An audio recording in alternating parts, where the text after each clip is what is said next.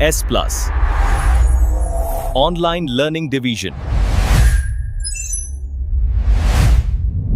Hello बच्चों, S plus online learning division में आप सभी का स्वागत है। मैं अवनीश यादव आपका इस ऑनलाइन प्लेटफॉर्म पे हार्दिक स्वागत एवं अभिनंदन करता हूं। बच्चों, आप सबको ये बताते हुए बहुत हर्ष हो रहा है, बहुत खुशी मिल रही है कि हम लोगों ने एक नई सीरीज लॉन्च किया है एनओएस के नाम से। सबसे पहले मैं आपको ये बताना चाहता हूँ एनओएस है क्या। जो बच्चे सीबीएसई बोर्ड में हैं, जो स्कूलिंग कर रहे हैं, उनको एनओएस के बारे में पता होता है कि क्या होता है national institute of open schooling. Open schooling का मतलब क्या है? वो सारे बच्चे जो किन्हीं कारणों से स्कूल नहीं जा पा रहे हैं और उनको अपना सेकेंडरी और सीनियर सेकेंडरी मतलब 10th और 12th का सर्टिफिकेशन चाहिए। अब स्कूल ना जाने के पीछे पर्पस कुछ भी हो सकता है कि आप हायर एजुकेशन की तैयारी कर रहे हैं, आप जेई की तैयारी कर रहे हैं, आप नीट की तैयारी कर रहे हैं, तो डमी स्कूलिंग तो इलीगल हो चुका है, आप डमी स्कूलिंग नहीं करेंगे। तो आपके पास डमी स्कूलिंग का जो लीगल विकल्प है, मतलब आप लीगल होंगे, वो कौन सा विकल्प बचा हुआ है? एनआईएस का, मतलब national institute of open schooling. कि आप स्कूल मत जाइए, लेकिन आपको 10th और 12th की परीक्षा देके, पेपर देके आप क्या कर सकते हैं? सर्टिफिकेशन ले सकते हैं। अब जो मेन टास्क आता है, मेन टास्क ये है कि क्या हम बिना स्कूल जाए इसके सिलेबस को कंप्लीट कर लेंगे? क्या ये सिलेबस किसी दूसरे पढ़ाई के साथ में कंटिन्यू हो सकता है? कि हम तैयारी जेई कर रहे हैं, नीट ही कर रहे हैं, तो क्या बोर्ड साथ में कवर हो जाएगा? तो इसका जवाब होगा नहीं। क्यों? क्योंकि जेई और नीट की तैयारी करने के साथ साथ बोर्ड का एक अलग क्राइटेरिया है, बोर्ड के लिए एक अलग प्रिपरेशन चाहिए होती है, एक अलग मेथड चाहिए होता है। आप जेई और नीट की तैयारी करते टाइम पे आप शॉर्टकट्स ढूंढते हैं कि इसको याद कैसे किया जाएगा, लेकिन जो वो मेन लिखना है ना, लिखना है, डेफिनेशन है, इसको जो एक्सप्लेन करना है, वो बोर्ड्स में आता है। तो आपको बोर्ड के लिए अलग से तैयारी करनी पड़ेगी। तो क्या हमारे पास इतना टाइम है कि हम तैयारी के साथ, इसके बोर्ड की तैयारी के साथ साथ या फिर जेई की तैयारी के साथ साथ हम क्या करें, इसकी तैयारी साथ में कर ले? तो इसका भी जवाब होगा नहीं। तो हम लोगों ने आप लोगों के लिए सोचा है कि हम कम से कम वीडियोस में सेकेंडरी और सीनियर सेकेंडरी के सिलेबस को कवर करते हैं, जिससे बच्चा हमारी वीडियो देखे और जाके एग्जाम दे, अपना सर्टिफिकेशन कंप्लीट कर ले और अपना जो भी तैयारी कर रहा है, जो कुछ भी कर रहा है, जेई की तैयारी कर रहा है, नीट की तैयारी कर रहा है, अपनी तैयारी कंटिन्यू करता रहे। तो इस सिलसिले में आप हमारे साथ जो सेकेंडरी मतलब क्लास 10th का आप हमारे साथ जो पेपर पढ़ेंगे साइंस का, उसमें टोटल 3 पोर्शन होते हैं, फिजिक्स, केमिस्ट्री, बायो। तीनों पेपर एक ही पेपर में आएंगे। साइंस का एक ही पेपर होगा 212, उसका सब्जेक्ट कोड होगा 212। इसके 3 पोर्शन है, फिजिक्स, केमिस्ट्री, बायो। लेकिन अगर मैं ये कहूं कोई एक टीचर आए, पर्टिकुलरली टीचर आके फिजिक्स पढ़ा दे, केमिस्ट्री पढ़ा दे, बायो पढ़ा दे, तो कहीं ना कहीं ये आपके साथ धोखा होगा। क्योंकि कोई टीचर जिसका फिजिक्स बहुत अच्छा है, हो सकता है उसे केमिस्ट्री वीक होगी, बायो भी वीक होगी, किसी ना किसी सब्जेक्ट में 19-20 होगा। तो हमने आप लोगों के लिए जो एकदम सुपर फैकल्टी हो सकती है, हमने वो सब देने ट्राई किया है। और हमने फिजिक्स, केमिस्ट्री, बायो, साइंस के पेपर को ही 3 टीचर से हम पढ़वा रहे हैं, और कम से कम वीडियोस में। इस पे आप फोकस करिएगा कि हम आपका बहुत ज्यादा टाइम नहीं लेंगे। हम क्या करेंगे, कम से कम वीडियोस में जितना पढ़ के कि आप टू द पॉइंट पढ़िए, पॉइंट्स वाइज पढ़िए, टू द पॉइंट पढ़िए, पेपर में जाके एग्जाम दीजिए, अच्छे नंबर से पास हो जाइए। ठीक है? तो इसी सिलसिले में आप मेरे साथ क्लास 10 की फिजिक्स कंटिन्यू कर रहे होंगे। मेजरमेंट केवल फिजिक्स के लिए जरूरी नहीं है। आप केमिस्ट्री पढ़ेंगे, आप बायो पढ़ेंगे, आप मैथ पढ़ेंगे, कोई भी जीवन में, कोई भी लाइफ में कुछ भी आप कर रहे होंगे, कोई भी चीज क्वांटिटी में जब आप ले रहे होंगे, तो मेजरमेंट जरूरी है। इसीलिए इसको चैप्टर नंबर 1 दिया गया है। साइंस पढ़ने से पहले आप मेजरमेंट पढ़िए, इसका आगे एप्लीकेशन करना ही करना है। मेरा मेजरमेंट की कोई भी साइंस का कोई भी टॉपिक कंप्लीट नहीं हो सकता। जैसे अभी आप अगर मार्केट जाइए, मार्केट में आपको क्या करना है कि आपको सब्जी लेनी है, आप दुकानदार से बोलिए 1 किलो सब्जी चाहिए, तो क्या लाइफ में मेजरमेंट यूज नहीं हो रही है? तो जो पहला टॉपिक है, पहला चैप्टर है, उसमें क्या पढ़ना है? मेजरमेंट। अब सवाल ये आता है कि मेजरमेंट है क्या? What is measurement? तो डेफिनेशन लिखी हुई है कि measurement is the process of comparing unknown quantity by a given known quantity. मतलब मेजरमेंट क्या है? किसी अननोन क्वांटिटी का नोन क्वांटिटी से कंपैरिजन है। मतलब अगर मैं आपसे ये कहूं मेरे पास एक आलू का ढेर है, आलू के ढेर है, मुझे ये बताना है कितना आलू है, तो मैं क्या करूंगा, एक आइडियल यूनिट लूंगा, 1 किलो, 2 किलो, 5 किलो, और उससे मैं कंपेयर कर दूंगा कि ये 2 किलो का जो तराजू है मैंने कितनी बार यूज किया है। ठीक है? जैसे 2 किलो का तराजू मैंने 5 बार यूज किया है, तो मैं क्वांटिटी बता दूं, वो अननोन क्वांटिटी थी, लेकिन ये जो 2 किलो है ये मेरे लिए नोन क्वांटिटी है। ये मेरे लिए क्या हो जाएगी? Known quantity. मैंने इस नोन क्वांटिटी का उस अननोन क्वांटिटी से कंपैरिजन किया, और कंपैरिजन करके ये बता दिया जो आलू था वो कितना किलो है? 10 किलो। तो मुझे उम्मीद है आपको डेफिनेशन क्लियर हो गई होगी। एक और एग्जांपल लेते हैं। मान लीजिए आपको दूध नापना है, दूध क्या है? गैलन में है। आपको बताना है आप क्या करना चाह रहे हैं, कितना दूध है इसमें। तो आपने देखा होगा जो दूध वाले होते हैं लीटर लिए होते हैं, वो लीटर क्या है उनके लिए नोन क्वांटिटी, किसको हम जब फुल करेंगे ना तो क्या हो जाएगा 1 लीटर। तो वो करते क्या है, अननोन क्वांटिटी मतलब गैलन से निकालते हैं 1 लीटर करके, और वो टोटल क्वांटिटी बता देते हैं इसके अंदर कितना दूध रखा हुआ है। तो एक बार फिर से डेफिनेशन पे ध्यान देंगे, मेजरमेंट क्या है, किसी अननोन क्वांटिटी का नोन क्वांटिटी से कंपैरिजन करना क्या कहलाता है, मेजरमेंट। अच्छा, मेजरमेंट के लिए दो चीजें चाहिए। पहला क्या, मैग्नीट्यूड, कि कोई भी चीज कितनी है, हाउ मच। जैसे मैंने बोला 10 लीटर, तो उसमें जो 10 है वो इस क्वेश्चन का आंसर है कि हाउ मच, कितना। ये जो 10 है जिसको हम बोलते हैं मैग्नीट्यूड या फिर न्यूमेरिकल वैल्यू, ठीक है। और दूसरी चीज होती है यूनिट। यूनिट का मतलब क्या है कि आप कभी भी दूध को किलोग्राम में नहीं नापेंगे, या फिर आप आलू लेने गए हैं उससे कह लीटर में आलू दे दो, 2 लीटर आलू दे दो। तो ये डिपेंड करता है कि आप जो सब्सटेंस ले रहे हैं, जो मटेरियल ले रहे हैं, जो मैटर ले रहे हैं, जो ऑब्जेक्ट ले रहे हैं, वो किस यूनिट का है, किस फॉर्म में है। अगर वो लिक्विड फॉर्म में है तो आप लीटर यूज करेंगे, सॉलिड फॉर्म में है तो आप किलोग्राम यूज करेंगे। तो इसके लिए किसकी जरूरत होती है, यूनिट की। वो हम लोग आगे पढ़ेंगे कि यूनिट हमारे पास टोटल 2 टाइप की होती है। एक होती है फिजिकल यूनिट और दूसरी होती है एक होती है फंडामेंटल यूनिट और दूसरी होती है डेराइव्ड यूनिट्स। उसके बारे में हमको आगे पढ़ना है। अच्छा, कभी कभी ये होता है कि हमको मेजरमेंट की जरूरत क्यों पड़ी। तो आपको ये पता होगा कि पहले क्या होता था कि विनिमय चलता था। विनिमय चलने मतलब मेरे घर में आलू हुआ है, मेरे घर में चावल हुआ है, किसी घर में गेहूं हुआ है, तो मैं चावल देके गेहूं को एक्सचेंज कर लूंगा आपस में। एक्सचेंजिंग प्रोसेस चलता था कि मैंने एक कटोरा गेहूं दे दिया और किसी से चावल ले लिया। अब क्या है, चावल का जो प्राइस है वो महंगा है और गेहूं हो गया सस्ता। तो इसमें क्या होता था, चावल देने वाले को हो गया नुकसान। ठीक है, ऐसी बहुत सारी चीजें हैं कि आप अगर लोहा लेने जाइए, किसी लोहा ले रहे हैं और बदले में आप क्या कर रहे हैं, उसको 1 किलो अनाज दे रहे हैं, तो लोहा तो महंगा है।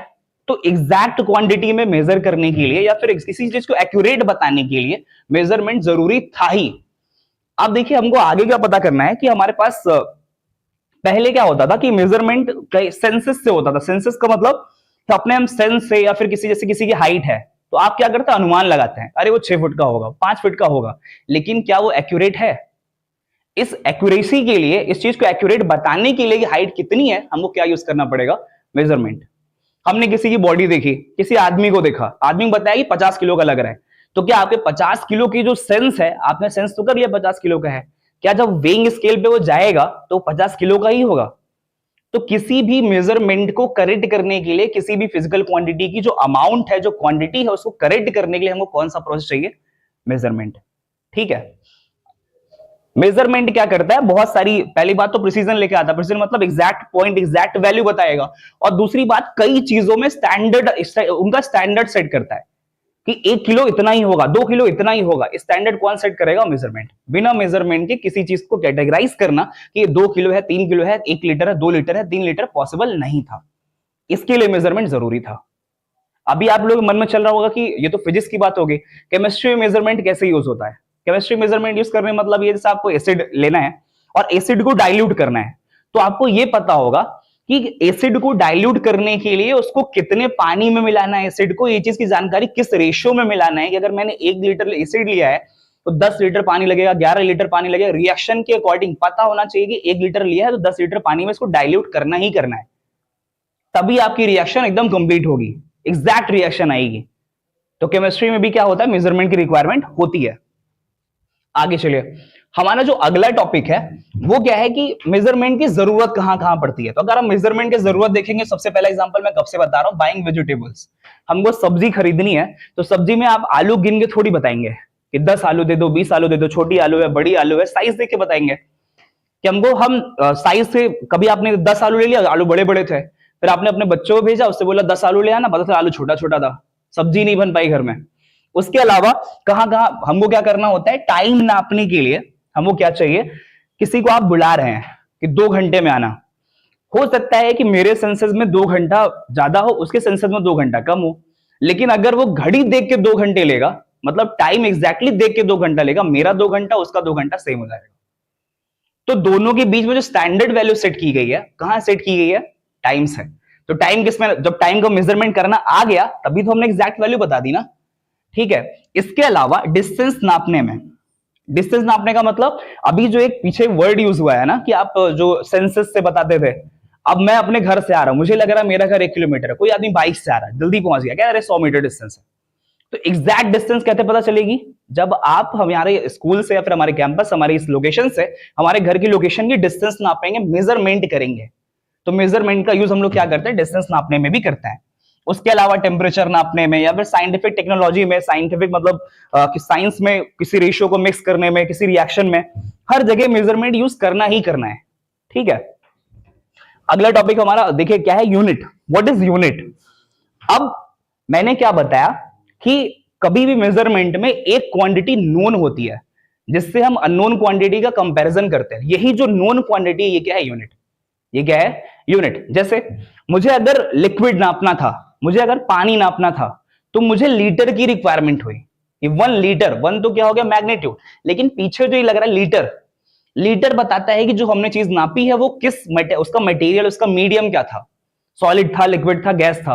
अभी मैं किलोग्राम बोलूंगा, आप सबके दिमाग में इमेजिन हो जाएगा पक्का सॉलिड रहा होगा। मैं लीटर बोलूं, आप सबके दिमाग में चला जाएगा वो क्या हो जाएगा, लिक्विड है। मैं सेकंड बोलूं, आवर बोलूं, सेकंड बोलूं, आर बोलूं, या फिर डे बोल दूं, तो आपके दिमाग में आ जाएगा तुरंत टाइम। तो ये जो स्टैंडर्ड सेट हो रहा है कि लीटर बोलने पे लिक्विड आ गया, किलोग्राम बोलने पे सॉलिड आ गया, वो कौन बताएगा, यूनिट। तो अगर डेफिनेशन लिखने की बात आएगी तो जिस नोन क्वांटिटी से अननोन क्वांटिटी का कंपैरिजन किया है, वही जो नोन क्वांटिटी है वो क्या है, लीटर। चाहे वही क्या है, यूनिट। चाहे वो लीटर हो, चाहे वो किलोग्राम हो, ये सारी क्या है, नोन क्वांटिटी। इन्हीं को हम लोग क्या बोलते हैं, यूनिट।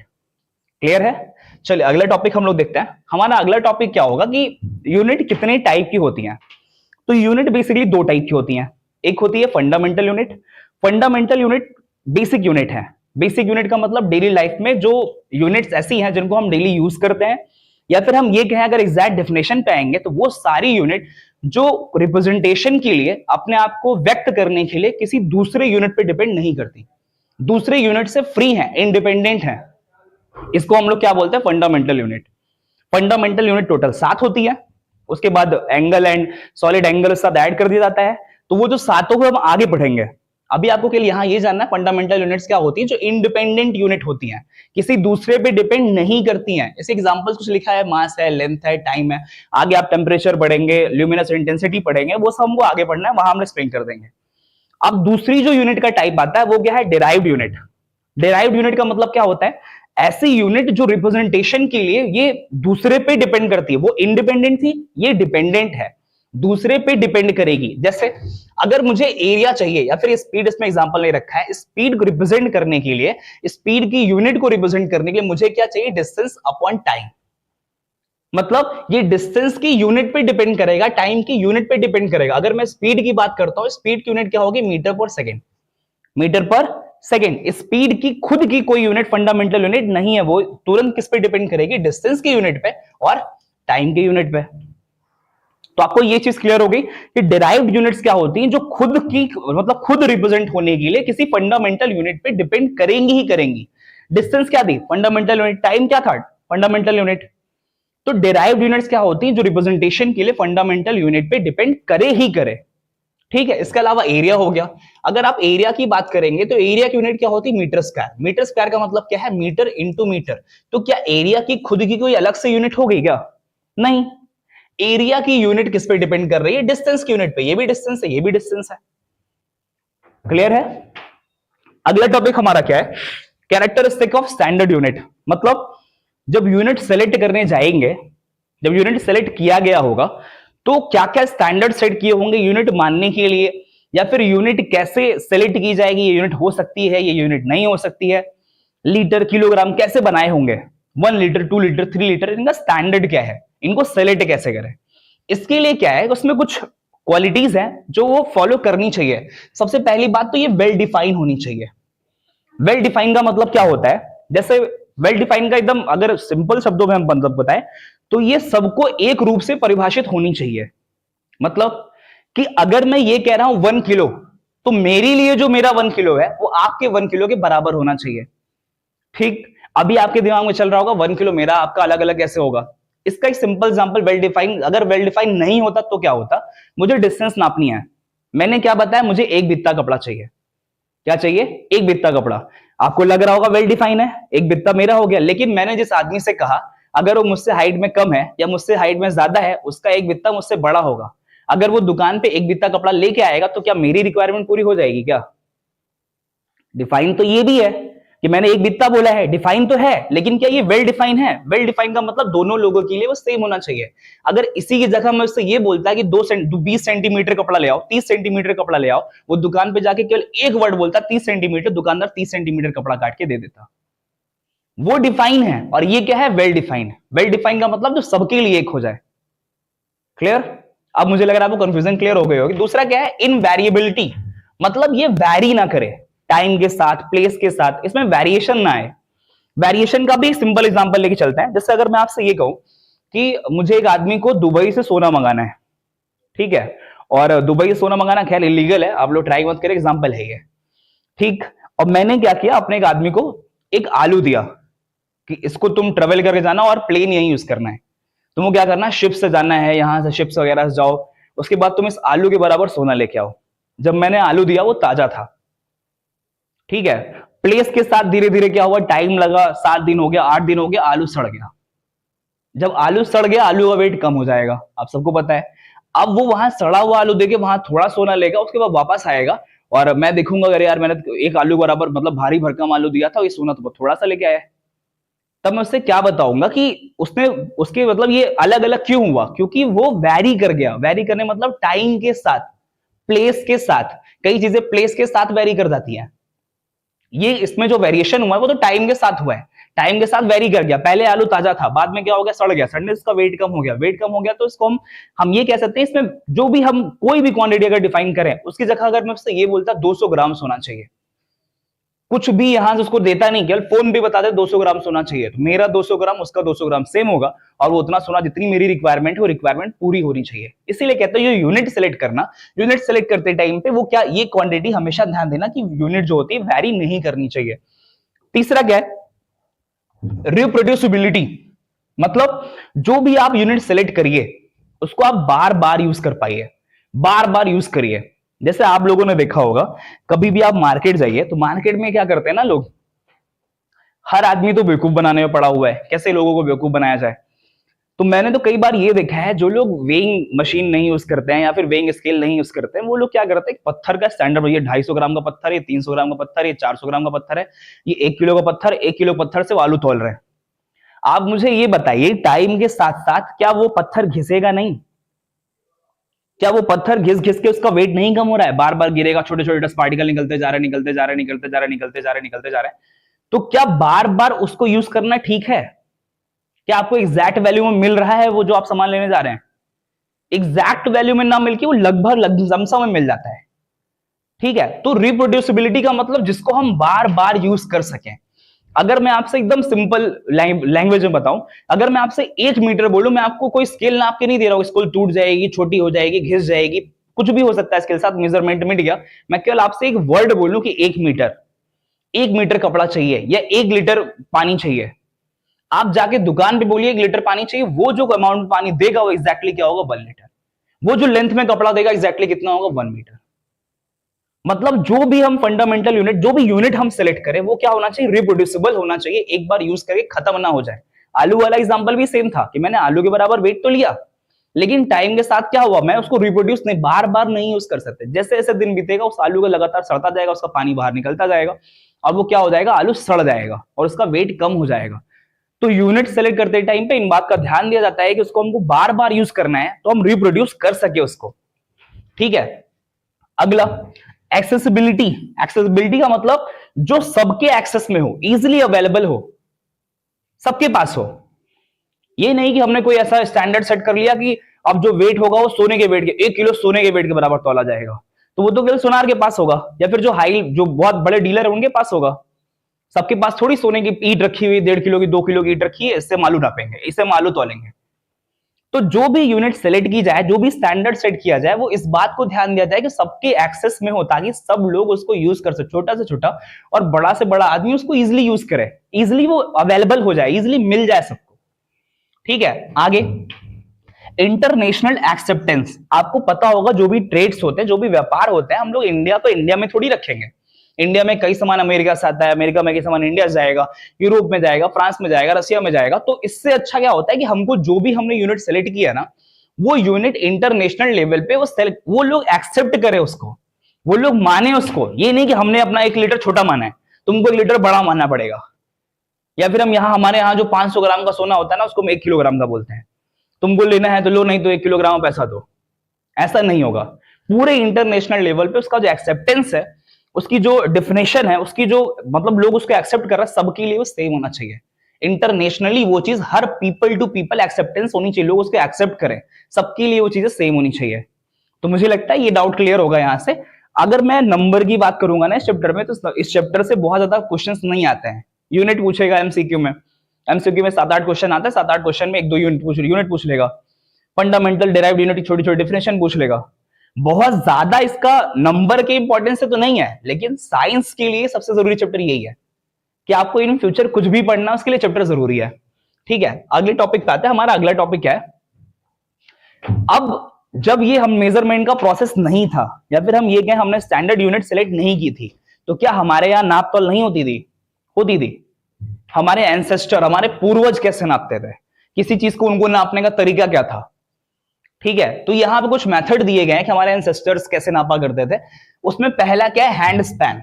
हैंड स्पैन का मतलब क्या होता है कि जो मैंने बताया ना, बित्ता से नापने के लिए, बित्ता कितना होता है, ठीक है, बित्ता मतलब अपने मतलब हैंड स्पैन का मतलब अपना हाथ की लेंथ कितनी है, मतलब आपके मिड फिंगर से यहां तक की मिडिल फिंगर की टिप जो होती है, इतनी डिस्टेंस को हम लोग क्या बोलते थे? Hand span.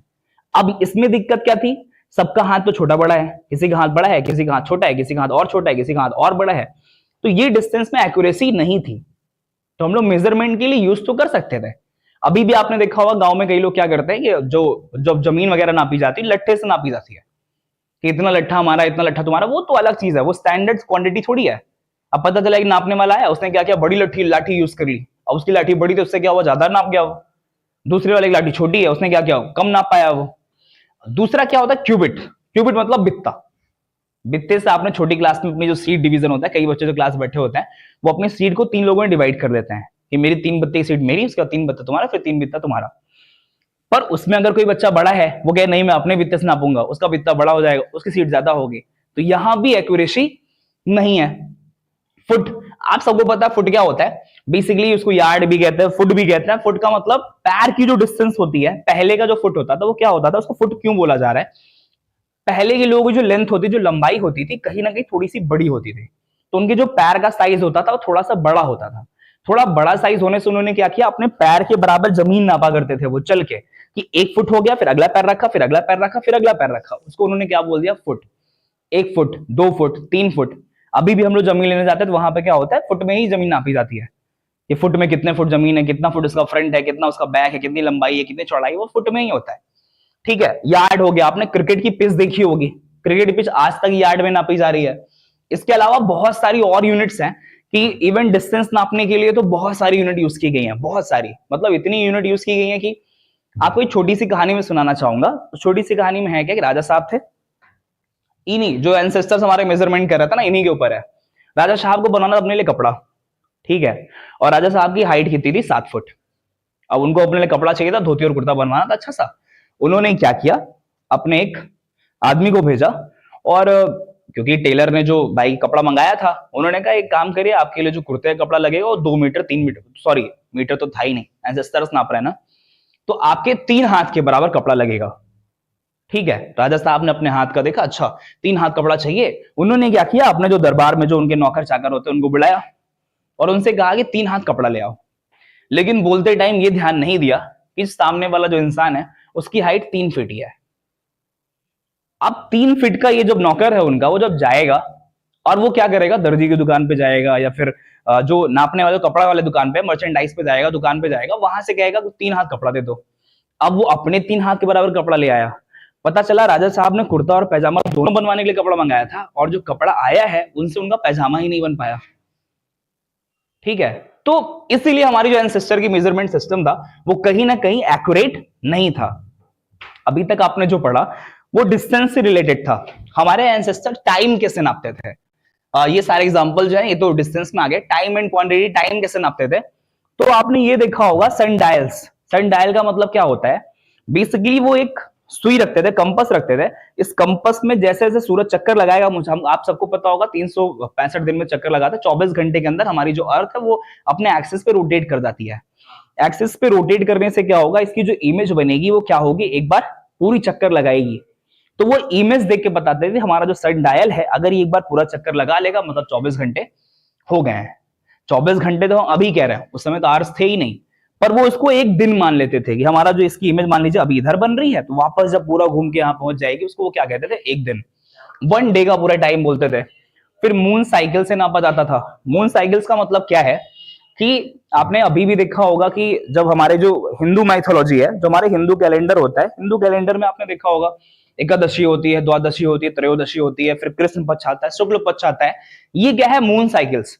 ये बेसिकली मून पे डिपेंड करता है कि मून का साइज कब ऐसा है, फिर मून का साइज और बढ़ेगा, फिर मून का साइज और बढ़ेगा, फिर मून का साइज आधा होगा, हाफ मून आएगा, फिर हाफ मून थोड़ा ज्यादा होगा, फिर ऐसे करते करते फुल मून आ जाएगा, फुल मून के बाद धीरे धीरे मून का साइज कम होता रहेगा। तो ये क्या है, मून साइकिल्स। 28 दिन से 30 दिन का ये पीरियड होता था पूरा। आज भी हम लोग शुक्ल पक्ष कृष्ण पक्ष के नाम से इनको जानते हैं, ठीक है। इसके अलावा भी बहुत सारी चीजें हैं जो वेट नापने के लिए ग्रेन्स का यूज करते थे, कि ग्रेन्स मतलब कि आपको अनाज चाहिए, मैंने बताया ना कि 1 किलो अनाज ले आइए, 1 किलो आप गेहूं ले आइए, 1 किलो चावल ले लीजिए। इसको भी ये लोग यूज करते, किसी आदमी का वेट नापना है तो वो नाप लेते थे कि अच्छा इस आदमी का वेट, आपने पुरानी कहानियों में पढ़ा होगा लोग क्या करते थे, किसी वेट के बराबर दान करना होता था, तो एक आदमी तराजू बैठ जाता, दूसरा आदमी इधर क्या करता था, जो वेट करने वाला है वो क्या करता था, इनके बराबर सोना चांदी या फिर जो भी डोनेट करना है, अनाज दान करना है, तो अनाज दूसरे उसमें रख देगा। तो एग्जैक्ट वेट नहीं पता चल पाता कितना वेट था, बस उनके वेट के बराबर दोनों साइड तराजू का जो पलड़ा था वो बराबर हो जाएगा और उतने बराबर डोनेट कर दिया जाएगा। अब इनके साथ ड्रॉबैक्स क्या था, हमारे जो एंसेस्टर मेजरमेंट करते थे इसमें कमियां क्या थी, वो आप सबको समझ में आ गई होंगी। सबसे बड़ी जो कमी थी वो क्या थी, लैक ऑफ एक्यूरेसी।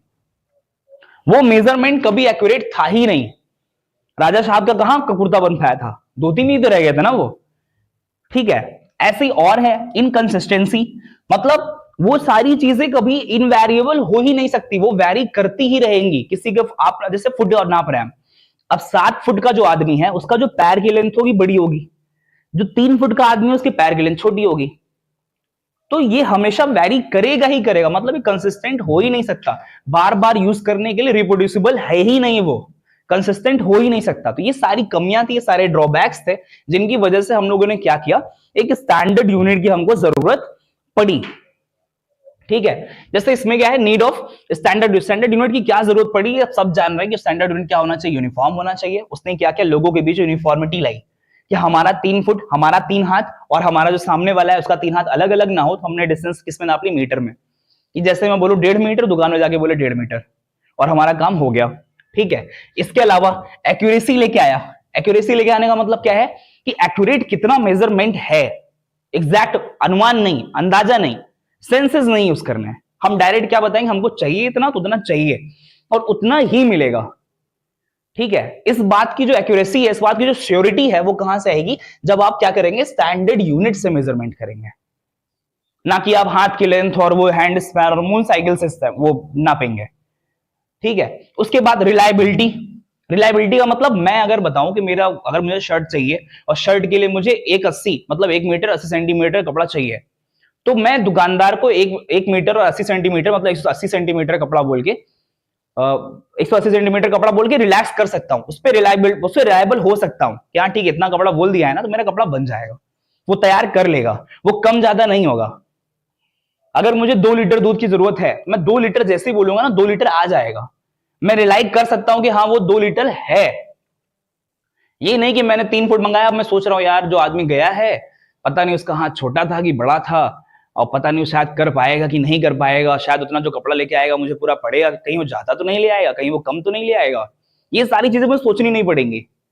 मैंने जैसे एग्जैक्ट मेजरमेंट बताया ना, वो मेजरमेंट जाके दुकान बताएगा, दुकान से एग्जैक्ट जो मेजरमेंट रिक्वायर्ड था उतना ही मेजरमेंट आएगा।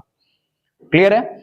इसके अलावा क्या है, क्लियर कम्युनिकेशन। लोगों के बीच में क्लियर कम्युनिकेशन का मतलब, जैसे मैंने बताया ना कि एक मैंने बोला 180, तो दुकानदार को भी 180 समझ में आएगा। हमारे और उसके बीच में जो कम्युनिकेशन है, अब जैसे नौकर ही गया था दुकान पे, अब नौकर दुकानदार से कहता कि वो राजा साहब ने 3 हाथ का कपड़ा मंगाया है। अब दुकानदार उनसे पूछ ले किसका 3 हाथ, तुम्हारा 3 हाथ कि मेरा 3 हाथ कि राजा साहब का 3 हाथ, किसका 3 हाथ। तो क्या कम्युनिकेशन बेटर हो पाई क्या मेजरमेंट के नाते, कंफ्यूजन क्लियर हुई ना, कंफ्यूजन वहां पे हुई ना। इसी कंफ्यूजन में क्लियर करने के हमको क्या चाहिए थी, स्टैंडर्ड यूनिट, ताकि एग्जैक्ट वैल्यू पता चल जाए, एग्जैक्ट मेजरमेंट हो पाए। इसके अलावा साइंस एंड टेक्नोलॉजी में या फिर फेयर ट्रेड एंड कॉमर्स में, इन सब में आपको समझ में आ रहा होगा। इतना टॉपिक हम लोग इतनी बार एग्जांपल्स हमने बता दिए हैं कि कैसे ट्रेड में एग्जैक्ट वैल्यू कैसे पता चल जाएगा, 1 किलो गेहूं है, 1 किलो चावल है, उसका रेट क्या है, और सब कुछ, मतलब चाहे ट्रेड करना हो, इवन साइंस में कितना लीटर आपस में मिक्स करना है, उन सबको एक्यूरेट करने के लिए सबसे जो इंपॉर्टेंट इसमें है स्टैंडर्ड यूनिट, वो क्या है, एक्यूरेसी। कि अगर मुझे कोई चीज एक्यूरेट चाहिए ना, उसके लिए मुझे क्या करना पड़ेगा, ये सब एक चीज आएगी, और ये एक्यूरेसी स्टैंडर्ड यूनिट का सबसे इंपॉर्टेंट फैक्ट है। ये सारी चीजें इसके अंदर आ जाएंगी कि अगर मुझे चीजें एक्यूरेट मिल जाएंगी ना, मैं साइंस और टेक्नोलॉजी में काम कर लूंगा, मुझे चीजें एक्यूरेट मिल गई, मैं क्या करूंगा, फेयर ट्रेड कर लूंगा। मुझे चीजें एक्यूरेट मिल गई, मैं उस पर रिलाई कर सकता हूँ कि हाँ ठीक है एक्यूरेट है तो इतना ही होगा। मुझे चीजें एक्यूरेट मिल गई तो हमेशा वो क्या होगा, यूनिफॉर्म होगा।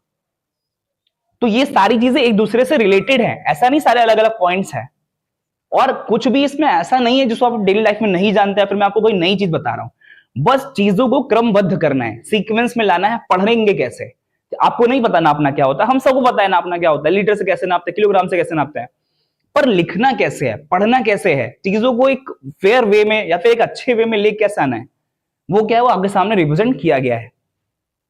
अगर हम अगली टॉपिक की बात करें, हमारा अगला टॉपिक क्या है, इंडियन मेजरमेंट सिस्टम। इसमें भी हम लोग बहुत ज्यादा टाइम वेस्ट नहीं करेंगे। इंडियन मेजरमेंट सिस्टम क्या होता है, इंडिया में भी लोग पहले क्या होता था, डिस्टेंस नापने के लिए, टाइम नापने के लिए उनका अलग सिस्टम होता था। उसमें जैसे लेंथ या डिस्टेंस नापने के लिए हमारे जो पूर्वज होते थे, हमारे यहाँ जो डिस्टेंस नापी जाती थी वो क्या होता था, हस्ता। हस्ता मतलब क्यूबिट, क्यूबिट मतलब बित्ता, बता चुका हूं मैं आपको। धनुष, धनुष मतलब जो धनुष की लेंथ होती थी ना, उससे नापना चालू कर। एक धनुष की लेंथ, जैसे मैंने बताया ना कि अभी भी जमीन नापने के लिए क्या यूज करते हैं, लाठी यूज करते हैं। उस समय क्या था, लोगों के पास लाठी नहीं थी, लाठी तो प्रेजेंट टाइम का औजार हो गया ना, उस समय लोग क्या यूज करते थे, धनुष। तो उन्होंने क्या किया, एक धनुष, दो धनुष, तीन धनुष, चार धनुष, पर एक्यूरेट थोड़ी था वो, इसीलिए तो मेजरमेंट की जरूरत पड़ गई, इसीलिए तो स्टैंडर्ड यूनिट जरूरत पड़ गई। इसके अलावा योजन, जैसे आपने अगर महाभारत में पढ़ा होगा या फिर आपने रामायण में पढ़ा होगा कि लंका से और भारत का वो जो डिस्टेंस कितनी थी, वो 12 योजन, सॉरी 100 योजन। अब अगर मैं आपसे बताऊं कि एक योजन में 12 किलोमीटर होता है, एग्जैक्टली 12 किलोमीटर नहीं होता, 11.88 किलोमीटर होता है, मतलब जो डिस्टेंस रही होगी आप मल्टीप्लाई कर लीजिए, लगभग 1200 किलोमीटर आ जाएगा, 1188 किलोमीटर आ जाएगा। अब अगर आप अभी जो मेजरमेंट करने जाएंगे, जो राम सेतु की लेंथ है और श्रीलंका से इंडिया जो डिस्टेंस है वो नापने जाएंगे, वो भी लगभग 1200 किलोमीटर के आसपास ही आएगी। मतलब वो जो डिस्टेंस निकल के आ रही है ना, वो योजन, ये कब से यूज हो रही है, हमारे एंसेस्टर, हमारे यहाँ जो मैथोलॉजी है, हमारे यहाँ जो हमारा पुराण है और रामायण है, उसमें लिखा गया है डिस्टेंस किसमें नापो, योजन में। कई बार सुंदरकांड में पढ़े होंगे 100 योजन हनुमान जी उछल के 100 योजन उन्होंने पार कर लिया, 100 योजन का समुद्र था। वही जो योजन डिस्टेंस है वो किलोमीटर में नाप के किसमें नापते थे, वो योजन में। क्लियर है। इसके बाद ये तो लेंथ की बात हो गई। लेंथ के अलावा मास और वेट। मास में क्या होता था, मास मतलब जो भी ऑब्जेक्ट है उसका जो मास होगा, मास किसमें नापता था, रत्ती में, मासा में, तोला में, इवन एक अढ़क होती थी। अभी भी आप अगर कभी मार्केट में जाएंगे ना, कभी जो सब्जी वाला मार्केट होता है या फिर कभी आप फिश मार्केट में जाएंगे, कहीं भी जाएंगे, तो वहां आज भी अढ़ाती जो अढ़ात में लिया जाता है सामान, वहां आड़त में क्या होता है, मतलब आपने सामान ले लिया है, अब उसके अंदर खराब हो अच्छा, उसको नापा तोला नहीं किया, एक ट्रक हो गया, 2 ट्रक हो गया, 3 ट्रक हो, इवन ट्रक के साइज ही मैटर नहीं करता है। ये ट्रक छोटा था बड़ा, आपने क्या किया, अच्छा मुझे ये ठीक लग रहा है, सौदा ठीक लग रहा है, ले लो, उसको बोलते थे आड़त। इसमें बहुत सारी चीजें ऐसे हैं। तोला आज भी नापा जा रहा है। एक तोला कितना होता है, लगभग 11.88 ग्राम, लगभग इसको हम क्या बोल देते हैं, 12 ग्राम। आपने देखा होगा सोने का जो प्राइस होता है आज भी किसमें आता है, तोला में। ठीक, और ये रत्ती सबसे छोटी यूनिट थी। आपने रत्ती को कभी नापते हुए तो नहीं सुना होगा, पर आपने कभी कभी ये सुना होगा, ये वर्ड सुना होगा, अरे उसकी रत्ती भर इज्जत नहीं है। रत्ती भर का मतलब थोड़ी सी, बहुत जो मिनिमम हो सकता है, सबसे मिनिमम अमाउंट क्या था, रत्ती। ठीक है, आप सोचिए कि तोला बड़ा था, तोला मतलब 12 ग्राम बड़ा था, रत्ती उससे छोटा था, तो रत्ती कितना छोटा रहा होगा। ठीक है, तो आपने कभी नापने के लिए तो रत्ती नहीं यूज किया होगा, लेकिन हिंदी में या फिर वर्ड्स में आपने रत्ती यूज किया होगा। अरे रत्ती भर का ईमानदार नहीं है वो, ऑनेस्टली उसके अंदर रत्ती भर नहीं है, मतलब थोड़ी सी भी नहीं है। ठीक है, उसके अलावा टाइम किसमें नापा जाता था, टाइम के लिए निमेश या फिर त्रुटि, ये सारी डिस्टेंस थी, सब कुछ। ये मून साइकिल पे डिपेंड करता था, 15 दिन का टाइम, 2 दिन का टाइम, 4 दिन का टाइम। इसके अलावा भी और जो सिविल यूनिट थी, आपने सुना होगा कि जिसको आप बोलते थे, जिसमें लिखा है घड़ी, वो बेसिकली घड़ी है। आपने ये सुना होगा दोपहर की घड़ी थी, शाम की घड़ी है। वो जो घड़ी है वो वॉच से मतलब नहीं होता उसका। घड़ी को इंग्लिश में क्या कहते हैं, घड़ी। कौन सी घड़ी चल रही है, कौन सी घड़ी चले, मतलब वो वॉच की बात नहीं कर रहा है, वो टाइम की बात कर रहा है कि सुबह की बेला है, शाम की बेला है, वो वाले घड़ी की बात कर रहा है। उसके अलावा मुहूर्त, आपने अभी भी देखा शुभ मुहूर्त है कि नहीं, राखी बांधने का मुहूर्त क्या होता है, तो वो टाइम की बात करते हैं। उसकी एग्जैक्ट वैल्यू नहीं होती, इतने इतने आवर को इतना मुहूर्त बोलेंगे। वो जो मुहूर्त है वो टाइम के लिए यूज किया जा रहा है, पर एग्जैक्टली कितना टाइम होगा ये वेल डिफाइन नहीं है। कॉस्मिक यूनिट एरिया किसमें नापा जाता था, बीघा में, या फिर उसके आगे क्या है, निवर्तना है, कितने निवर्तन है, कितने तिवर्तन, ये सब चीजें अभी भी खेत वगैरह इसमें नापा जाता है, और इसका हम लोगों ने एप्लीकेशन बंद कर दिया। ये सारे सिस्टम कहां थे, इंडियन सिस्टम में थे। मतलब हम जो इंडियंस थे, इंडियन कहीं ना कहीं नापने तौलने में, ट्रेड में, क्योंकि हमारे यहां से लोग ट्रेड किया करते थे, जो भी विदेशी थे, जो भी फॉरेनर्स थे, चाहे वो इंडियन, चाहे वो अंग्रेज रहे हो, चाहे वो पुर्तगाली रहे हो, चाहे कोई भी रहा हो, वो उन्होंने क्या किया, हमारे यहाँ से ट्रेड किया है, हमारे यहाँ से व्यापार किया है। व्यापार में हम उनसे आगे थे। अगर व्यापार में हम उनसे आगे थे तो व्यापार करने के लिए तो मेजरमेंट चाहिए ही चाहिए। तो मेजरमेंट के लिए हमने अपना सिस्टम बना रखा था, और ये वर्ड मानता था, जो हम वर्ड को बताते थे वो मानता था ये। ठीक है, इसके बाद आप देखिए इंडियन जो मेडिवल पीरियड था, मेडिवल पीरियड मतलब जो वही मुगल कालीन वाला शासन था, उसके अकॉर्डिंग उसमें क्या, जो इंडियन मेजरमेंट सिस्टम था वो किन किन चीजों पर डिपेंड करता था। जैसे अगर अकबर था, शेरशाह सूरी है, अकबर ने, इन सब ने बहुत वर्क किया इस पे, एक्यूरेसी की तरफ लाने के लिए। जो चीजें एक्यूरेट नहीं थी उसको कैसे एक्यूरेट किया जाए, इन्होंने इस पे वर्क किया। ठीक है, और इसका एकदम सिंपल एग्जांपल है गज। ठीक, जो यार्ड है, यार्ड वेल डिफाइन है। आपने देखा होगा क्रिकेट की जो पिच होती है 22 यार्ड की होती है, वो वेल डिफाइन है। लेकिन दिक्कत क्या है, वो हर जगह उसका जो पूरे यूनिवर्स में या फिर पूरे जो अर्थ है, पूरे जो सारी जगह, पूरे मतलब पूरे वर्ल्ड में उसकी एक्सेस नहीं है सबके पास। एक्सेस का मतलब एक्सेप्टेंस नहीं है, लोग उसको एक्सेप्ट नहीं करते। 22 यार्ड पता तो है, लेकिन 22 यार्ड हर जगह काम नहीं आएगा। ठीक है, सबकी अपनी अपनी यूनिट होती है। ठीक, तो ये यार्ड हो गया, या फिर इसी को हम लोग सिकंदरी गज, सिकंदरी गज का मतलब सिकंदर द्वारा बनाया गया था, इसको हम लोग क्या बोलते हैं, सिकंदरी गज। उसने क्या किया था, गज को फिर से डिफाइन किया, रीडिफाइन किया, और उसका एक नया नाम दे दिया सिकंदरी गज। ठीक है, ऐसे इलाही गज है, अकबर ने क्या किया, गज को फिर से डिफाइन किया। ठीक, गज को फिर से डिफाइन करके उन्होंने क्या बताया, इतनी डिस्टेंस को हम लोग गज बोलेंगे, ये जो डिस्टेंस होगी इसको हम गज बोलेंगे, तो उसका नाम क्या होगा, इलाही गज। फिर बीघा डिफाइन किया, जारिब डिफाइन किया, तेनाब डिफाइन किया। ये बहुत सारे ऐसे वर्ड है जिनको अगर मैं आपसे ये पूछूं कि एग्जाम के नजरिए से इंपॉर्टेंट तो नहीं है, कि एग्जाम में बहुत ज्यादा तो नहीं आएगा ये, पर पता होना चाहिए कि हम अगर मेजरमेंट पढ़ रहे हैं तो मेजरमेंट को पूरी तरीके से खत्म करें। और अगर बुक में दिया है तो हमको आना तो चाहिए ही चाहिए। जो एनआईएस की बुक होती है, आप पीडीएफ डाउनलोड करिएगा। अब तो जो पीडीएफ फॉर्म में आपको बुक मिलेंगे, क्योंकि बुक की अवेलेबिलिटी उतनी ज्यादा नहीं होती है। तो जब आप पीडीएफ में देखेंगे सारी चीजें इसमें दे रखी हैं, तो अगर ये सारी चीजें दे रखी हैं तो क्या अवॉइड करने के लिए थोड़ी दे रखी हैं, हमको पढ़ना है ना, उनको पता तो होना चाहिए ना उनके बारे में। अगला टॉपिक हमारा देखिए, अगला टॉपिक क्या है, वेट। वेट मतलब वही जो आप मास की बात कर रहे थे, वही वेट है। वेट कैसे नापा जाएगा, वेट नापने के लिए आपने ये सुना होगा, राणा प्रताप का जो भाला था वो 5 मन का था, उनका जो कवच था वो 12 मन का था, 10 मन का था। वो जो मन है, मन क्या है, ये देख रहे हैं आप, सॉरी ये देख रहे हैं आप, मन, मन में नापा गया था। जो आप वेट अभी किलोग्राम में नापते हैं, न्यूटन में नापते हैं, वो सारा किसमें आ गया था, मन में। ठीक है, इसके अलावा जो पहले ऐसा होता था 5 शेर, 2 शेर, शेर का मतलब लगभग शायद 1.25 किलो या 2.25 किलो के आसपास होता है, इसको हम लोग क्या बोलते हैं, शेर। तोला, ये सारे हम लोग किसमें यूज करते थे, वेट नापने के लिए। तो इसमें हम लोग बहुत ज्यादा टाइम वेस्ट ना करते हुए बस आप पता कर लीजिए मन क्या होता है, पता होना चाहिए आपको मन क्या होता है वेट नापने का, शेर क्या होता है वेट नापने का, तोला अभी भी यूज हो रहा है, दमड़ी यूज, सॉरी दाम अभी भी यूज हो रहा है, कितने दाम का है वो। ठीक है, अब इतना सब पढ़ने के बाद मैं आपके सामने कुछ क्वेश्चन, इसका सबका जो निचोड़ है ना, कि जो मैंने आपको बताया है, उन सबको आप कैसे समराइज कर सकते हैं, कैसे आप कम से कम में फिर से रिवाइज कर सकते हैं।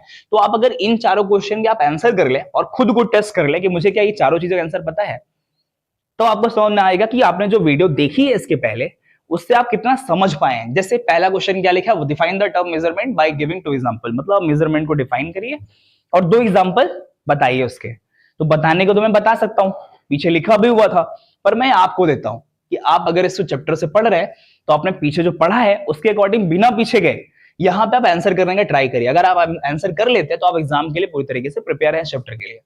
फिर एसेंशियल कैरेक्टरिस्टिक ऑफ यूनिट, मतलब जब यूनिट सेलेक्ट करेंगे तो उसके लिए क्या जरूरी चीजें हैं, ठीक है, मैं बोलने वाला था अभी कि क्या जरूरी चीजें हैं, मेरे मुंह से निकलने भी वाला था वापस से कि ये चीजें जरूरी हैं, पर ये आपके लिए है। आप इसको जब कर लेंगे ना खुद से, तो आपको समझ में आ जाएगा कि यूनिट क्लियर है।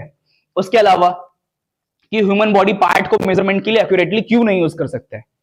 ठीक है, ये क्वेश्चन हो गया। एंसेस्टर वाला मेजरमेंट सिस्टम आया था कि अंगूठे से यूज करते थे, या फिर और बिट यूज करते थे, क्यूबिट यूज करते थे, फुट यूज करते थे। तो ह्यूमन बॉडी पार्ट का यूज क्यों नहीं कर सकते, इसका आंसर आप करेंगे।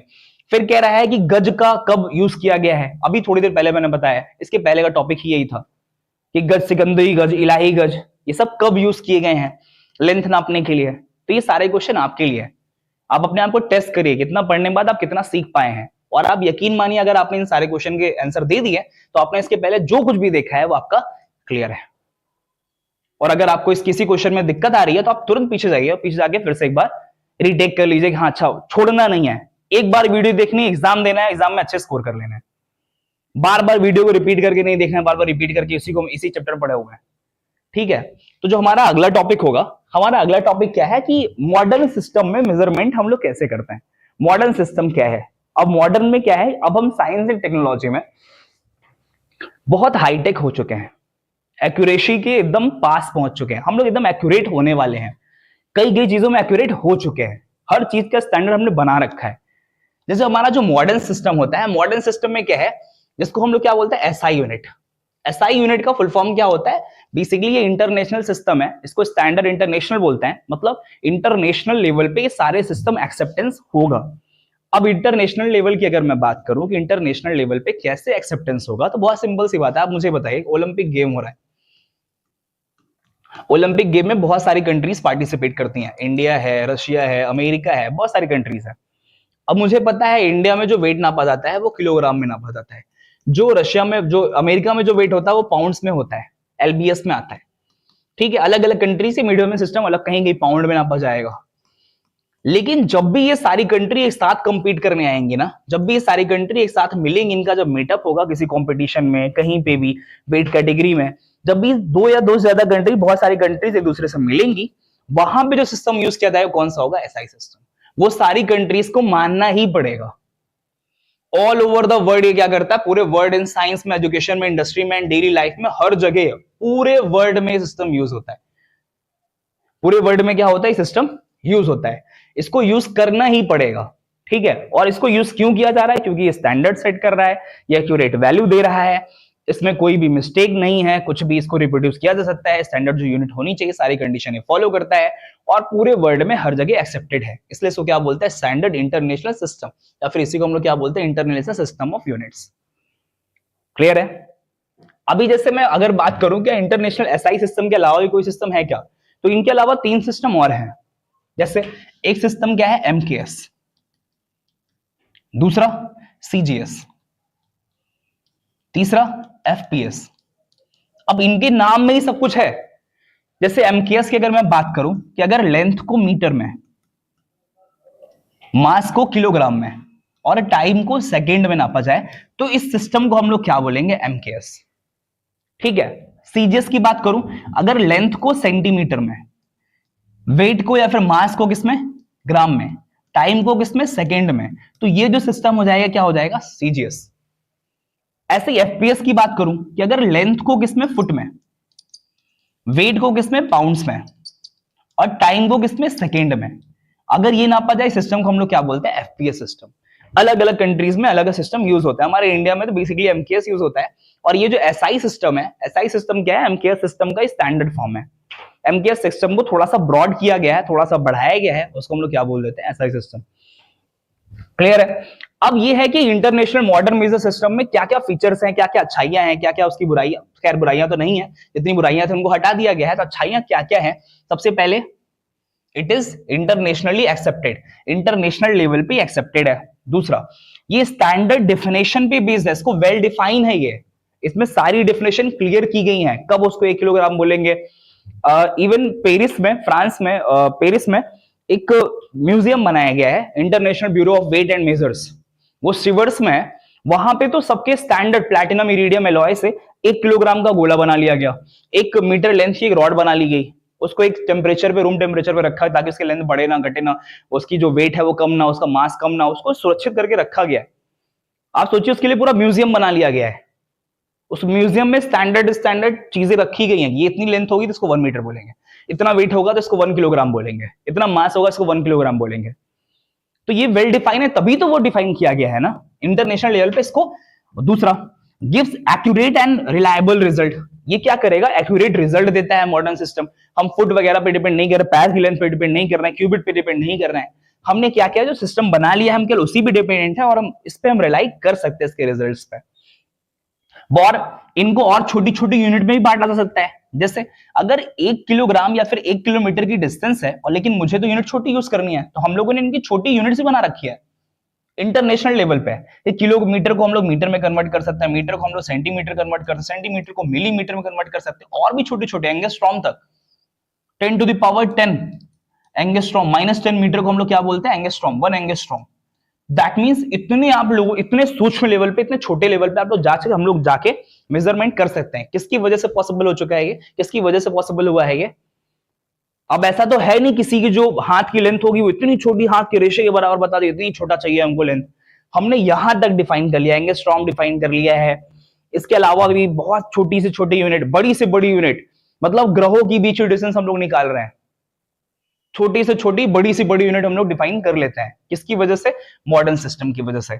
इसके अलावा साइंस एंड टेक्नोलॉजी में ये लॉजिकल वर्क के लिए, लॉजिकल वर्क का मतलब एग्जैक्ट रिजल्ट देने वाले जो वर्ड्स होते हैं, उनके लिए सिस्टम ने तो बहुत एकदम चमत्कार ही कर दिया है कि आप मुझे बताइए कि मुझे क्या करना है, एसिड और जो वाटर का रेशियो रखना है 1:3 रखना है। आपने केवल रेशियो बताया कि 1:3 रखना है। अब इस बात से खुद ही क्लियर हो जाएगा, अगर 1 किलो में एसिड लूंगा ना तो मुझे 3 किलो वाटर लेना, 3 लीटर वाटर लेना पड़ेगा। अगर मैं 1 लीटर, 2 लीटर अगर एसिड ले रहा हूं तो 6 लीटर क्या लेना पड़ेगा। ये जो सब पॉसिबल हो पाया है किसकी वजह से? क्योंकि हमको नापना आ गया, हम सही एक्यूरेट मेजरमेंट करने लगे। ठीक है, बिना इसके पॉसिबल नहीं था। इसके बाद हमारे जो कुछ एसआई यूनिट्स होती है, एसआई यूनिट का मतलब, एसआई यूनिट के क्या क्या फायदे हैं, तो ये सारी चीजें बार बार रिपीट हो रही है, ऑल ओवर वर्ल्ड एक्सेप्टेड है, इंटरनेशनल इसका नाम होता है। 1960 में इसको डिफाइन, 1960 में इसको बनाया गया सबसे पहले। उसके अलावा एसआई यूनिट एजुकेशन पर्पस में, साइंस के पर्पस में, इंडस्ट्री के पर्पस में, डेली लाइफ हम लोग इनको यूज करते हैं। ऐसा कुछ इसमें नया नहीं है, ये सारे टॉपिक आप पीछे कवर कर चुके हैं। केवल अब ये जो टाइम बताया गया 1960 में डिफाइन किया गया इसको, ये आप एक नया जोड़ सकते हैं। बाकी इसमें कुछ ऐसा कुछ नया आपको दिखेगा नहीं।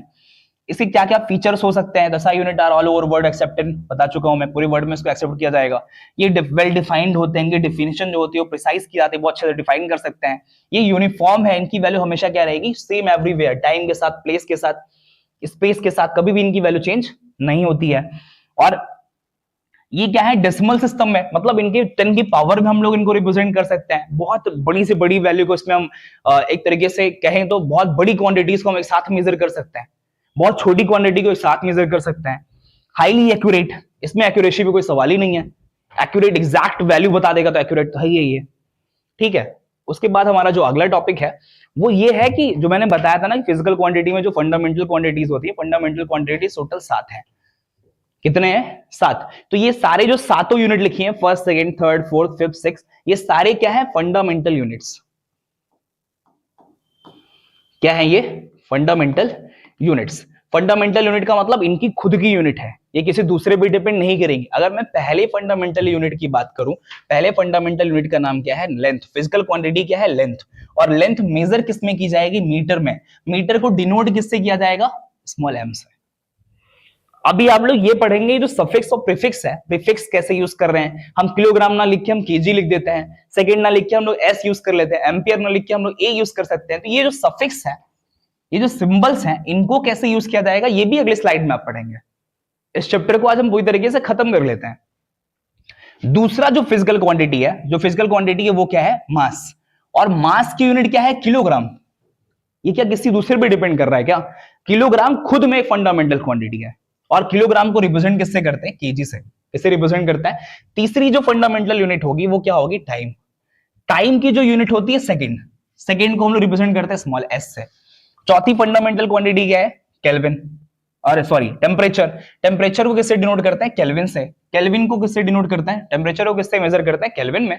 और केल्विन को किससे डिनोट करते हैं? कैपिटल के से, क्योंकि ये साइंटिस्ट का नाम है। और आप लोग आगे पढ़ेंगे, जहां भी साइंटिस्ट का नाम आएगा उसको हम लोग क्या करते हैं? कैपिटल लेटर्स में लिखते हैं। ये सफिक्स लिखने का तरीका है, वो आगे रूल में आप लोग पढ़ेंगे। इलेक्ट्रिक करंट, जो करंट आ रही है, करंट नापने की भी यूनिट कितनी करंट आएगी, करंट की वैल्यू कितनी है। करंट को आप सोचिए, करंट को क्या तौला जा सकता था क्या? अगर हमारे पास ऐसा ही सिस्टम नहीं होता, मेजरमेंट का सिस्टम नहीं होता, हम कभी भी बता ही नहीं पाते कितनी करंट होती है। इसकी यूनिट क्या होगी? एम्पियर। ये भी क्या है? Fundamental unit. सारी क्या है? ये फंडामेंटल यूनिट। और एम्पियर को डिनोट किससे करते हैं? कैपिटल ए से। क्यों? साइंटिस्ट का नाम है, तो रिस्पेक्ट में लेटर्स बड़े हो जाते हैं। ठीक है। ल्यूमिनस इंटेंसिटी, जैसे इस कमरे में कितनी लाइट है, क्या कोई तौल के बता सकता है इस कमरे में कितनी लाइट है? कि एक बाल्टी लाइट है, 2 बाल्टी लाइट है, 3 बाल्टी लाइट है, ऐसे नहीं नापा सकता ना। तो ल्यूमिनस इंटेंसिटी को नापने के लिए मॉडर्न मेजरमेंट सिस्टम में हमने एक यूनिट रखी है, उसका नाम क्या है? कैंडेला। और इसको डिनोट किससे करते हैं? स्मॉल सी डी से। ठीक है। अमाउंट ऑफ सब्सटेंस, कोई भी ऑब्जेक्ट कितना है केमिकल लेवल पे, छोटे से छोटे लेवल पे, पर एटॉमिक लेवल पे कितना है, इसको किस में नापा जाएगा? Amount of substance. इसको बोला जाता है, किससे नापा जा रहा है? मोल में। ये आप कहां पढ़ेंगे? केमिस्ट्री में। डिनोट किससे करते हैं? एमओएल, मोल से। ठीक है। इनके अलावा हमारे पास क्या है? कुछ डिराइव्ड क्वांटिटीज हैं, डिराइव्ड यूनिट्स हैं।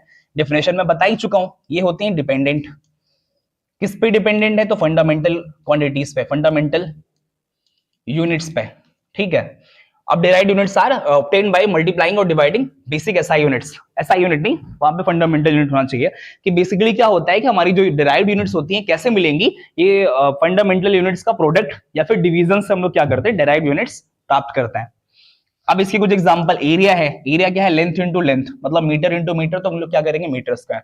वॉल्यूम है तो length into length into length, cubic metre, metre cube. Speed है, स्पीड क्या होगी? मीटर पर सेकेंड, तो मीटर बाई सेकेंड, मतलब डिस्टेंस की यूनिट अपॉन टाइम की यूनिट। ऐसे डेंसिटी होगी, डेंसिटी में क्या है? मास अपॉन वॉल्यूम, मास की यूनिट ऊपर और वॉल्यूम की यूनिट नीचे। तो ये सारी क्या है? फोर्स क्या हो गया? न्यूटन। मास की यूनिट और एक्सेलरेशन की यूनिट। एक्सेलरेशन क्या हो गया? मीटर की सॉरी डिस्टेंस की यूनिट अपॉन टाइम की यूनिट का स्क्वायर, टाइम इंटू टाइम।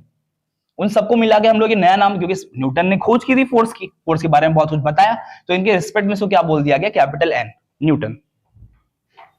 ठीक है। तो ये सारी क्या होगी? Derived units. डिराइव्ड यूनिट्स क्या होती है? जो फंडामेंटल यूनिट की हेल्प से निकाली जाती हैं, फंडामेंटल यूनिट से मिलके बनी, फंडामेंटल यूनिट्स पे डिपेंड करती हैं, डिपेंडेंट है ये।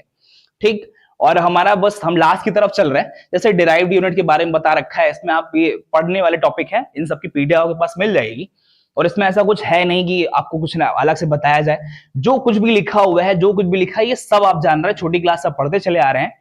इसमें कुछ भी नया नहीं है। जो हमको इंपॉर्टेंट टॉपिक और लास्ट टॉपिक इसका पढ़ना है, वो हमको ये पढ़ना है कि जो हम सफिक्स और प्रीफिक्स लगाते हैं, एसआई, प्रीफिक्स।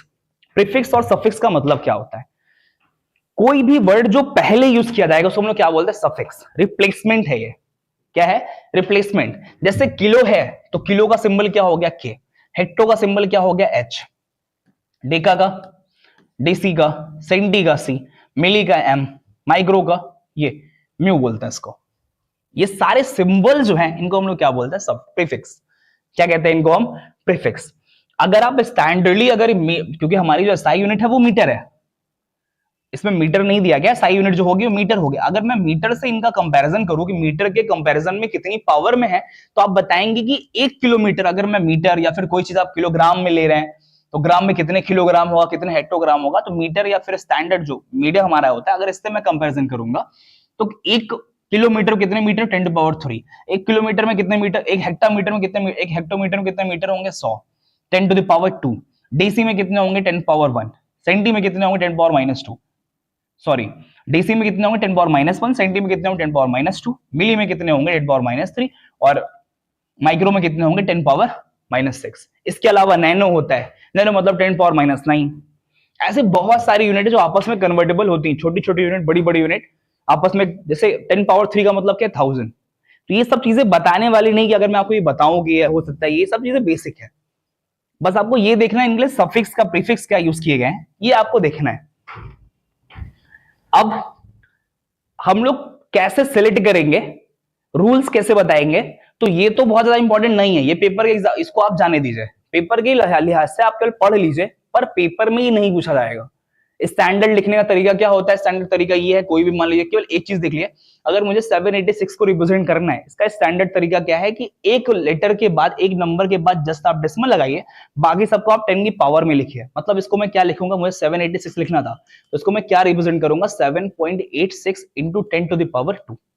ये स्टैंडर्ड तरीका है। मुझे 0.0002 लिखना है तो मैं क्या करूंगा, इस डेसिमल को यहां से यहां लेके आऊंगा।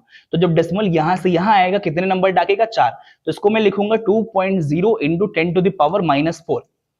तो ये छोटी क्लासेस का एक फॉर्मूला है, छोटी क्लास के बच्चे इसको क्लास 6 या 7 में तो सीख जाते हैं ये स्टैंडर्ड लिखने, नंबर लिखने का तरीका क्या होता है। तो मुझे लगता है इसमें टाइम वेस्ट करने का कोई मतलब नहीं है। और हमारा जो लास्ट टॉपिक होगा, लास्ट टॉपिक ये होगा कि जो एसआई यूनिट को रिप्रेजेंट किया जा रहा है उनके क्या तरीके हैं, कैसे हम बताएंगे, क्या तरीका पॉसिबल है। जैसे सबसे पहली बात, किसी भी यूनिट को लिखने के लिए अगर उसमें साइंटिस्ट का नाम यूज किया गया है तो हमेशा कैपिटल लेटर यूज करेंगे। हमेशा क्या यूज करेंगे, कैपिटल लेटर। चाहे वो न्यूटन हो, न्यूटन के लिए कैपिटल एन, चाहे वो पास्कल हो, कैपिटल पी। इनके अलावा कुछ भी होगा तो हमेशा लेटर कैसा यूज होगा, स्मॉल। मतलब केजी यूज करना है, स्मॉल केजी। मीटर यूज करना है, स्मॉल एम। कोई भी यूनिट लिखेंगे हमेशा कैसे रखेंगे, स्मॉल एम, जब तक वो किसी साइंटिस्ट का नाम ना हो। क्लियर। अब दूसरा, कभी भी इनके आगे फुल स्टॉप नहीं लगाते। ये लिखा है do not put a full stop after the symbol, किसी भी सिंबल के आगे फुल स्टॉप, ये गलत तरीका है, ये सही तरीका है। ठीक है। इनके बीच में स्पेस नहीं छोड़ना चाहिए। मतलब आपने अगर 5 kg अगर लिखा हुआ है, सॉरी, इनके बीच में एक स्पेस, एक माइनर, एक डिस्टेंस रखनी चाहिए। मतलब जो हमारा मेजरमेंट है वो, जो न्यूमेरिकल वैल्यू है वो, और यूनिट दोनों को अलग अलग लिखा जाना चाहिए, दोनों साथ में सटा के नहीं लिखे जाने चाहिए। ये तरीका हो गया। और कभी भी प्रीफिक्स और जो सिंबल होते हैं, मतलब जैसे आपने बताया कि मुझे किलो और मीटर, किलो मीटर, इनको दोनों को, ये क्या हो गया यूनिट और ये क्या हो गया इसका प्रीफिक्स, सफिक्स। तो आप क्या करेंगे, ये जो किलोमीटर को रिप्रेजेंट करना है दोनों को साथ में हमेशा लिखेंगे, स्मॉल के स्मॉल एम, स्मॉल के स्मॉल एम। ठीक है। तो ये कुछ तरीके हैं जो हमको ऑलरेडी पता भी है, और जिनको नहीं पता है वो यहां से पढ़ के इसको क्लियर कर लेंगे। तो हमारा टॉपिक यहीं पे खत्म होता है। हमारा चैप्टर ये आज जो मेजरमेंट टॉपिक था, मेजरमेंट चैप्टर था, चैप्टर नंबर 1 था, ये यहीं पे खत्म होता है। और मुझे उम्मीद है आप सबको ये समझ में आ गया होगा।